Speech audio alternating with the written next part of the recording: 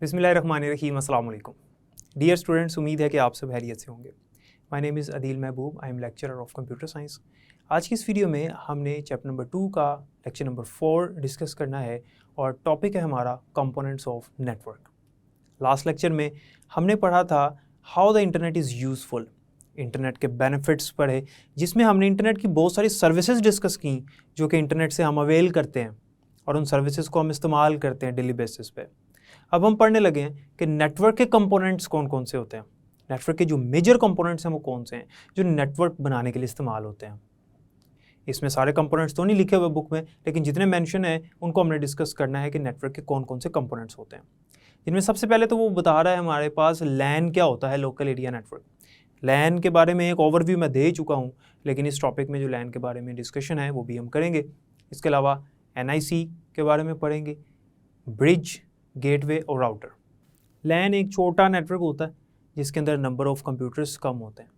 एक बिल्डिंग का नेटवर्क हो सकता है, एक ऑफिस का, एक लैब का नेटवर्क हो सकता है, या एक होम नेटवर्क हो सकता है जिसमें चंद कंप्यूटर्स आपस में कनेक्टेड हों थ्रू वायर और वायरलेसली।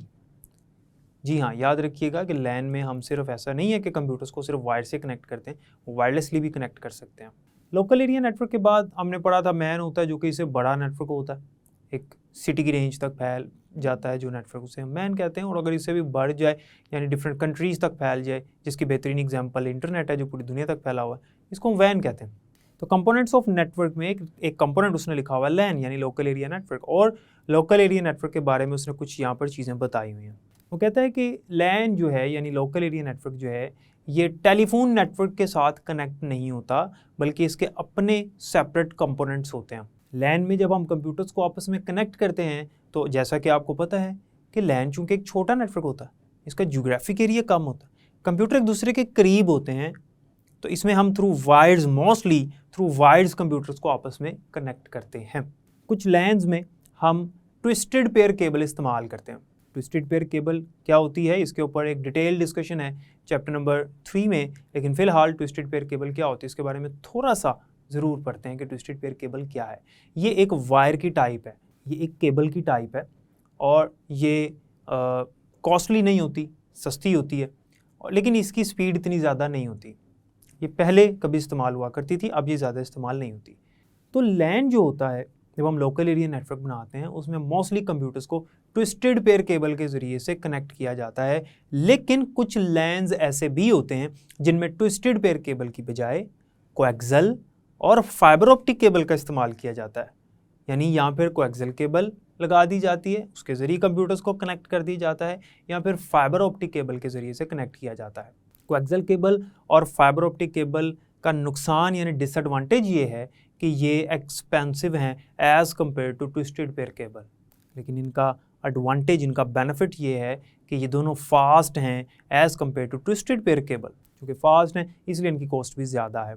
तो कुछ लोकल एरिया नेटवर्क्स में लोग क्या करते हैं कि जब नेटवर्क बनाते हैं तो कोएक्सियल केबल या फाइबर ऑप्टिक का इस्तेमाल करते हैं। ये फास्ट होती हैं, इनमें डाटा ट्रांसफ़र करने की जो स्पीड है वो ज़्यादा होती है, यानी कि इनकी बैंडविड्थ ज़्यादा होती है। डियर स्टूडेंट्स, बैंडविड्थ का वर्ड मैंने इसलिए यहाँ पर बोला क्योंकि आगे जाकर भी ये आएगा, इसलिए मैं भी आपको समझाने लगा हूँ कि बैंडविड्थ का मतलब होता है capacity of medium to transfer data in 1 second.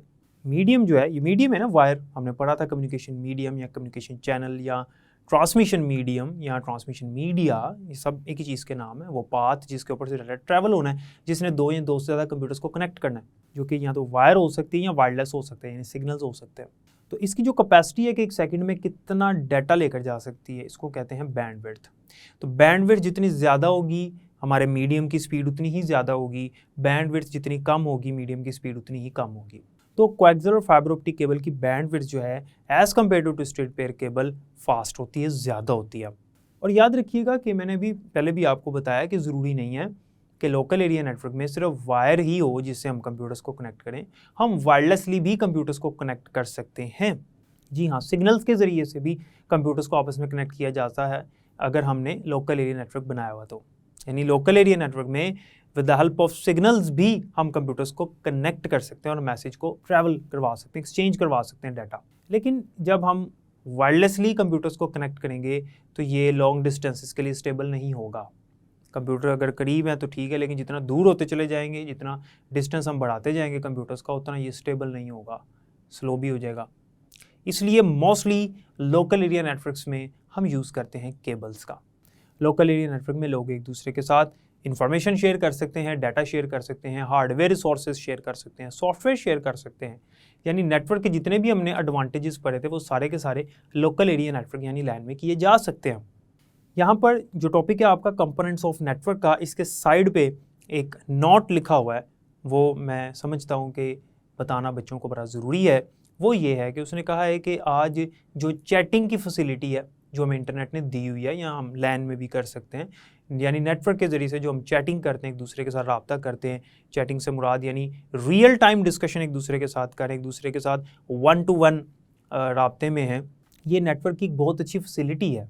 आज के दौर में ये बहुत अच्छी फैसिलिटी है, ये एडवांटेज है और हम इससे बहुत सारे फ़ायदे हासिल कर रहे हैं। लेकिन जो स्टूडेंट्स हैं उसमें ज़्यादातर स्टूडेंट्स इसका बहुत ज़्यादा इस्तेमाल करके अपना टाइम वेस्ट कर रहे हैं और अपनी स्टडी को कॉम्प्रोमाइज़ कर रहे हैं। तो इसलिए यहाँ पर आपको सजेस्ट करूँगा कि आप नेटवर्क का यानी इंटरनेट का उतना ही इस्तेमाल करें जितना इस्तेमाल करने से आपकी स्टडी और बाकी जो मामूलात ज़िंदगी हैं वो डिस्टर्ब ना हो, वो कॉम्प्रोमाइज़ ना हो।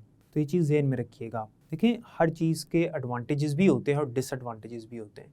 ये हमारे ऊपर होता है कि हमने उसके एडवांटेजेस से फ़ायदा हासिल करना है या उसके डिसएडवांटेजेस से नुकसान उठाना हमने। इसलिए ये स्टूडेंट्स को सजेस्ट करना यहाँ पे बड़ा इम्पॉर्टेंट है, बड़ा ज़रूरी है, लाजमी है कि आपको इस चीज़ की समझ आए।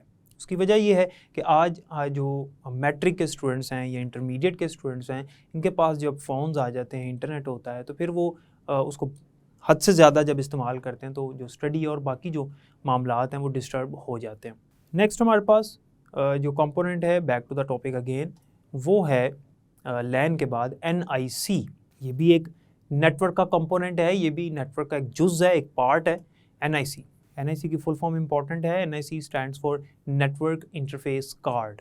नेटवर्क इंटरफेस कार्ड ये एक सर्किट बोर्ड है जो हमारे कंप्यूटर सिस्टम के अंदर मदरबोर्ड के साथ अटैच होता है। जो हमारा कंप्यूटर सिस्टम होता है, जो रेक्टेंगुलर केसिंग होती है, उसके अंदर जो मदरबोर्ड होता है, जिसके ऊपर रैम और दूसरे जो सर्किट्स हैं और जो बाकी हार्ड डिस्क वगैरह उसके साथ कनेक्टेड होती, उसी मदरबोर्ड के साथ डायरेक्टली अटैच होता है हमारा NIC कार्ड।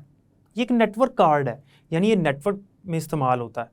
अगर हमारा कंप्यूटर नेटवर्क के साथ कनेक्टेड नहीं है या हमने नहीं करना, तो फिर ये लगा भी होगा तो इसका कोई मकसद नहीं होगा, ये इसकी कोई वर्किंग नहीं होगी। एक नेटवर्क कार्ड है, इसके नाम में है नेटवर्क इंटरफेस कार्ड, और ये हमारे कंप्यूटर की जो एक्सपेंशन स्लॉट होती है उसके साथ लगा होता है, उसके साथ फिक्स होता है, उसके साथ कनेक्टेड होता है। जस्ट लाइक रैम, आपने रैम देखी होगी मदरबोर्ड के ऊपर जिस तरह से लगी होती है, रैम भी स्लॉट के अंदर लगी होती है, तो ये भी स्लॉट के अंदर ही लगा होता है। और इसका ये काम होता है कि हमारे कंप्यूटर को उस वायर के साथ कनेक्ट कर देना जो वायर नेटवर्क के लिए हमने उसके साथ लगाई हुई है। यानी हमने जो वायरिंग की है कंप्यूटर्स को आपस में कनेक्ट करने के लिए, उस वायरिंग के ऊपर डाटा भेजने के लिए या उस वायरिंग से डाटा रिसीव करने के लिए हमारे कंप्यूटर में NIC कार्ड होना चाहिए। अगर NIC कार्ड हमारे कंप्यूटर में नहीं है तो हम नेटवर्क में मैसेज भेज ही नहीं सकते और ना ही हमें कोई मैसेज रिसीव होगा। वायर हमने लगा ली कंप्यूटर के साथ, हम कह रहे हैं जी हमारे सारे कंपोनेंट्स पूरे हैं, वायर लग गई, अटैच हो गई, दूसरे कंप्यूटर के साथ भी अटैच हो गई, सारे काम हो गए, लेकिन हमारे कंप्यूटर से ना मैसेज जा रहा है ना आ रहा है। उसकी वजह यह है कि हो सकता है कि हमारे कंप्यूटर में NIC कार्ड ना हो। मोस्टली कंप्यूटर्स में NIC कार्ड जो होता है वो बिल्ट इन होता है, यानी पहले से मौजूद होता है, क्योंकि आज नेटवर्क बनाना हर कंप्यूटर के साथ ज़रूरी है, यानी हर किसी की ज़रूरत है, तो इसलिए हर कंप्यूटर के अंदर NIC कार्ड लगा होता है और हमारे कंप्यूटर को वायरिंग के साथ यानी एक नेटवर्क में कनेक्ट कर देता है। तो जब हमने नेटवर्क में कंप्यूटर को अपने कनेक्ट करना है तो उसके लिए हमारे पास कंप्यूटर सिस्टम में NIC कार्ड का लगाना ज़रूरी है। तो ये एक नेटवर्क डिवाइस है, या इसको कम्युनिकेशन डिवाइस भी कहेंगे। कम्युनिकेशन डिवाइस ऐसी डिवाइस होती है जो राब्ते के लिए इस्तेमाल होती है, एक ऐसा आला जो कि नेटवर्क में इस्तेमाल हो रहा है कम्युनिकेशन के लिए, उनमें से एक NIC भी है। NIC के बाद एक और नेटवर्क का कंपोनेंट है जिसका नाम है ब्रिज। ब्रिज भी एक कम्युनिकेशन डिवाइस है, ब्रिज भी एक नेटवर्क डिवाइस है। डियर स्टूडेंट्स, ब्रिज का क्या काम है? ब्रिज का ये काम है कि नेटवर्क्स को आपस में जोड़ना। दो ऐसे नेटवर्क्स जो कि सिमिलर नेटवर्क्स हैं, दो नेटवर्क्स जो कि सिमिलर नेटवर्क्स हैं, सेम नेटवर्क्स हैं, होमोजीनियस हैं। सेम, सिमिलर, होमोजीनियस एक ही बात है। बोर्ड में इस तरह से होमोजीनियस का वर्ड यूज़ कर सकता है और सेम का वर्ड यूज़ कर सकता है, किया भी हुआ उसने, तो ये आपको पता होना चाहिए। इनका मतलब एक ही होता है, सिमिलर, सेम, होमोजीनियस, मतलब एक जैसे। फॉर एग्जांपल एक तरफ लैन है, लोकल एरिया नेटवर्क है, और दूसरी तरफ भी लोकल एरिया नेटवर्क है, दोनों सेम नेटवर्क्स हैं, इन दोनों को जोड़ के एक बड़ा नेटवर्क बनाना है, तो दरमियान में जो डिवाइस लगेगी इनके सेंटर पॉइंट पे वो होगी ब्रिज। ब्रिज एक कम्युनिकेशन डिवाइस है जो दो या दो से ज़्यादा सिमिलर नेटवर्क्स को आपस में कनेक्ट करती है। फॉर एग्जांपल एक कंपनी है, उसकी एक बिल्डिंग का नेटवर्क है, बिल्डिंग में 15 to 20 कंप्यूटर्स हैं, वो आपस में कनेक्टेड हैं, तो ये कहलाएगा लोकल एरिया नेटवर्क, एक लैन है। और उसी के करीबी एक और कंपनी ने एक और बिल्डिंग ली है, वहाँ पर भी कंपनी के पास एक नेटवर्क बना हुआ है, कोई 5 to 10 कंप्यूटर्स का, फॉर एग्जांपल, वो भी एक लोकल एरिया नेटवर्क है। लेकिन कंपनी चाहती है कि ये दोनों, चूँकि कंपनी की अपनी बिल्डिंग्स हैं, कंपनी के अपने नेटवर्क्स हैं, तो कंपनी चाहती है इनकी आपस में जो है वो कम्युनिकेशन हो, तो कंपनी इन नेटवर्क्स को आपस में कंबाइन करना चाह रही है और एक नेटवर्क करना चाह रही है इनको। उसके लिए इनको जब कनेक्ट किया जाएगा तो इनके सेंट्रल पॉइंट पे, इनके मिड पॉइंट पे, यानी इनके दरमियान में एक डिवाइस लगेगी जिसे हम ब्रिज कहेंगे। ब्रिज का काम होगा कि जब एक तरफ से डाटा आएगा तो ब्रिज ने उसको रिसीव करके दूसरी तरफ दूसरे नेटवर्क में भेज देना है। यानी कि अगर एक बिल्डिंग में किसी एक कंप्यूटर ने डाटा सेंड किया दूसरी बिल्डिंग के किसी कंप्यूटर को, तो यहाँ से जब डाटा निकला तो पहले ब्रिज के पास आएगा, ब्रिज आइडेंटिफाई करेगा कि डाटा किसको भेजना है, ब्रिज पे दूसरे नेटवर्क में वो डाटा भेज देगा। फिर जब दूसरे नेटवर्क में जाएगा, वहाँ जिस कंप्यूटर का एड्रेस मैच करता होगा उसको वो मैसेज भेज दिया जाएगा, या उसको जो भी डाटा है वो सेंड कर दिया जाएगा। ये है ब्रिज डिवाइस, जो कि कम्युनिकेशन डिवाइस है या नेटवर्क डिवाइस है। नेक्स्ट आता है हमारे पास गेटवे। डियर स्टूडेंट्स, गेटवे भी एक कम्युनिकेशन डिवाइस है, और गेटवे भी ऐसी डिवाइस है जो कि नेटवर्क्स को आपस में जोड़ती है। लेकिन ब्रिज में हमने पढ़ा था कि ये सिमिलर नेटवर्क्स को आपस में कनेक्ट करती है, जबकि गेटवे सिमिलर नेटवर्क्स को नहीं बल्कि हेट्रोजीनियस यानी डिसिमिलर नेटवर्क्स को आपस में जोड़ती है, यानी डिफरेंट नेटवर्क्स को आपस में कनेक्ट करती है। डिफरेंट, डिसिमिलर और हेट्रोजीनियस, इनका मतलब एक ही है। तो डिफरेंट टाइप्स के नेटवर्क्स होंगे, उनको आपस में कनेक्ट करना है, तो फिर हमारे पास जो डिवाइस इस्तेमाल होगी वो गेटवे होगी। गेटवे इनके मिड पॉइंट पे लगेगी। फॉर एग्जांपल एक तरफ अगर लैन है और एक तरफ अगर मैन है, मेट्रोपॉलिटन एरिया नेटवर्क, तो इनको कनेक्ट करने के लिए, एक बड़ा नेटवर्क बनाने के लिए जो डिवाइस इस्तेमाल होगी वो कौन सी होगी? That is gateway. याद रखिएगा, गेटवे सिर्फ हार्डवेयर ही नहीं है बल्कि सॉफ्टवेयर भी है। सॉफ्टवेयर कैसे है? क्योंकि जाहिर सी बात है, इस हार्डवेयर को ऑपरेट करने के लिए, इस हार्डवेयर को चलाने के लिए, इसके फंक्शंस को इस्तेमाल करने के लिए जो इसके ऊपर सॉफ्टवेयर होगा उसी के ज़रिए से इसको इस्तेमाल किया जा रहा है। आपको जैसे मैंने चैप्टर 1 में भी बताया था कि हर हार्डवेयर को चलाने के लिए एक सॉफ्टवेयर की ज़रूरत होती है, जो सॉफ्टवेयर उस हार्डवेयर को इंस्ट्रक्शंस देता है कि इसने कैसे चलना है स्मूथली। उसके लिए जो हमारे पास सॉफ्टवेयर होगा वो गेटवे के ऊपर कोई ना कोई स्पेसिफिक सॉफ्टवेयर चल रहा होगा। यहाँ पर एक टर्म लिखी हुई है, वो मैं आपको बताता चलूँ, वो टर्म है node, NODE, node. Dear students, node क्या होता है? A computer in a network is called node. एक डेफिनेशन है नोड की, एक सादा सी, आपको समझ लग गई होगी। A computer in a network is called node.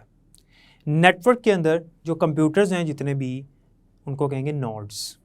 यानी एक कंप्यूटर अगर नेटवर्क में कनेक्टेड है उसको नोड कहेंगे। अगर वो नेटवर्क में कनेक्टेड नहीं है, वो ऐसे ही सिंपल कंप्यूटर मौजूद है हमारे पास, हम उसको यूज़ कर रहे हैं या नहीं कर रहे, नेटवर्क में कनेक्टेड नहीं, उसको नोड नहीं कहना। नोड किसको कहेंगे? A computer connected in a network is called node. Network कोई भी हो सकता है, उसके लिए ज़रूरी नहीं है कि लैन के अंदर ही हो, मैन में भी हो सकता है, इंटरनेट में भी हो सकता है, लेकिन जो नेटवर्क में कंप्यूटर कनेक्टेड होगा उसको हम कहेंगे नोड। डियर स्टूडेंट्स, राउटर जो है ये ब्रिज और गेटवे की निस्बत जो है वो ज़्यादा बड़ी डिवाइस है, बड़े पैमाने पर इस्तेमाल होती है। इसका भी काम है डिफरेंट नेटवर्क्स को आपस में जोड़ना। ये 2 से ज़्यादा नेटवर्क्स को आपस में जोड़ सकती है। ये डिवाइस मल्टीपल नेटवर्क्स को आपस में कनेक्ट कर सकती है। राउटर भी एक हार्डवेयर भी है और सॉफ्टवेयर भी है। राउटर जो है वो एक सर्वर भी हो सकता है, सेपरेट कंप्यूटर भी हो सकता है, और एक ब्लैक बॉक्स डिवाइस भी होती है। राउटर एक ब्लैक बॉक्स डिवाइस है, एक बॉक्स होता है बड़ा सा, और इसका काम होता है नेटवर्क्स को आपस में कनेक्ट करना। इसके अंदर पोर्ट्स बनी होती हैं जिनके साथ हम डिफरेंट टेक्नोलॉजीज़ को कनेक्ट कर देते हैं। For example Ethernet, token ring, T1, frame relay, asynchronous transfer mode, ATM। ये डिफरेंट टेक्नोलॉजीज़ हैं जो कि राउटर में काम कर रही होती हैं। इनके ज़रिए से हम नेटवर्क्स को आपस में कनेक्ट करते हैं। ये बड़े पैमाने पे इस्तेमाल होता है राउटर्स जो हैं ये इंटरनेट में भी इस्तेमाल होते हैं। हमारे जो ISPs होते हैं, इंटरनेट सर्विस प्रोवाइडर्स, जो हमें इंटरनेट की सहूलत देते हैं, उनके पास ये राउटर्स पड़े होते हैं। ये जब हमें इंटरनेट की सर्विस देते हैं तो ये हमारे कंप्यूटर्स को राउटर्स के साथ लगाते हैं, राउटर के साथ दूसरे बड़े नेटवर्क्स कनेक्टेड होते हैं, तो हमें फिर इंटरनेट की सहूलत मिलती है। तो राउटर जो है वो लार्ज स्केल पे काम करने वाले डिवाइसेस हैं, 2 से ज़्यादा मतलब मल्टीपल कंप्यूटर्स और नेटवर्क्स को आपस में कनेक्ट करने के लिए इस्तेमाल होता है। तो राउटर हार्डवेयर भी है, सॉफ्टवेयर भी है। हार्डवेयर कैसे मैंने आपको बता दिया है, और मैंने आपको बता दी कि इसके साथ पोर्ट्स होती हैं, इंटरफेसेस होती हैं, जिसके साथ हम डिफरेंट टेक्नोलॉजीज़ कनेक्ट कर सकते हैं। जैसे मैंने आपको बता दिया अभी, T1, Ethernet, token ring, frame relay, asynchronous transfer mode, different technologies के नाम हैं जो कि इस पर चल रही होती हैं, इसके साथ कनेक्टेड होती हैं। राउटर जैसे मैंने बताया सॉफ्टवेयर भी है हार्डवेयर के अलावा। तो सॉफ्टवेयर किस तरह से है? सॉफ्टवेयर इसके अंदर 2 तरह के हैं। एक सॉफ्टवेयर इसका एक ऑपरेटिंग सिस्टम है जो इसको चला रहा है, जैसे हमारे मोबाइल में ऑपरेटिंग सिस्टम होता है, हमारे कंप्यूटर में ऑपरेटिंग सिस्टम होता है जो उसको ऑपरेट कर रहा होता है। तो इसका एक अपना ऑपरेटिंग सिस्टम भी होता है, और एक इसका राउटिंग प्रोटोकॉल भी होता है। अभी हमने पढ़ा था पिछले लेक्चर में प्रोटोकॉल क्या होता है, सेट ऑफ रूल्स। इसके ऊपर प्रोटोकॉल भी इंस्टॉल हुआ होता है जो इसको इंस्ट्रक्शंस दे रहा होता है कि मैसेज को कैसे सेंड करना है, कैसे रिसीव करना है, कैसे एक कंप्यूटर के मैसेज को दूसरे नेटवर्क के कंप्यूटर में भेजना है, एक नेटवर्क से मैसेज निकाल के दूसरे नेटवर्क में कैसे ट्रांसफ़र करना है। ये जो रूल्स हैं वो भी इसके ऊपर चल रहे होते हैं, इनको राउटिंग प्रोटोकॉल्स कहते हैं। इसके अलावा इसके ऊपर मैंने आपको बताया ऑपरेटिंग सिस्टम चल रहा होता है जो कि इसको ऑपरेट कर रहा होता है, और इसके अलावा मैनेजमेंट सॉफ्टवेयर भी इसके ऊपर होता है। तो राउटर बहुत इंपॉर्टेंट डिवाइस है, और आज राउटर के ज़रिए से हम इंटरनेट की सहूलत ले रहे हैं मुख्तलिफ ISPs से। हमारे पास डिफरेंट जो कंपनी हमें इंटरनेट प्रोवाइड करती है, जिस कंपनी का हमने इंटरनेट लिया होता है वो ISP कहलाता है। तो ISPs की जो एक्सचेंज होती हैं, जहाँ पर उनके पास जो उनकी कंपनी में बड़ी बड़ी डिवाइसेस लगी हुई हैं, उनमें राउटर्स जो है वो उनके पास बहुत ज़्यादा तादाद में मौजूद हैं। ये एक्सपेंसिव डिवाइस होती है as compared to bridge and gateway. तो स्टूडेंट्स, जैसा कि आपने देखा कि नेटवर्क के कौन कौन से कंपोनेंट्स होते हैं और ये कैसे काम करते हैं, जिनमें हमने LAN के बारे में पढ़ा। फिर मैंने आपको बुक में जो एक उसने इंपॉर्टेंट नोट लिखा हुआ उसको रीड करते हुए मैंने आपको उसके बारे में सजेशन दी, और फिर हमने देखा कि LAN में हम कौन सा मीडियम इस्तेमाल करते हैं मोस्टली, और कौन कौन से मीडियम्स इस्तेमाल होते भी हैं। फिर हमने NIC के बारे में पढ़ा, हमने ब्रिज जो कम्युनिकेशन डिवाइस है, नेटवर्क डिवाइस है, उसके बारे में पढ़ा कि सिमिलर नेटवर्क्स को जोड़ती है।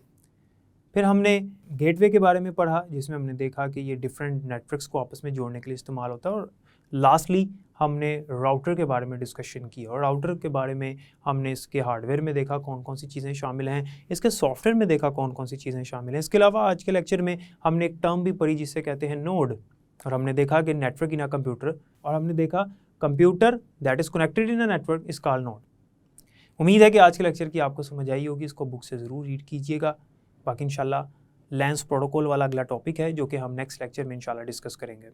तब तक के लिए मुझे इजाज़त दें, नेक्स्ट लेक्चर में मुलाकात होगी। अपना बहुत ख्याल रखिएगा। अल्लाह हाफ़िज़।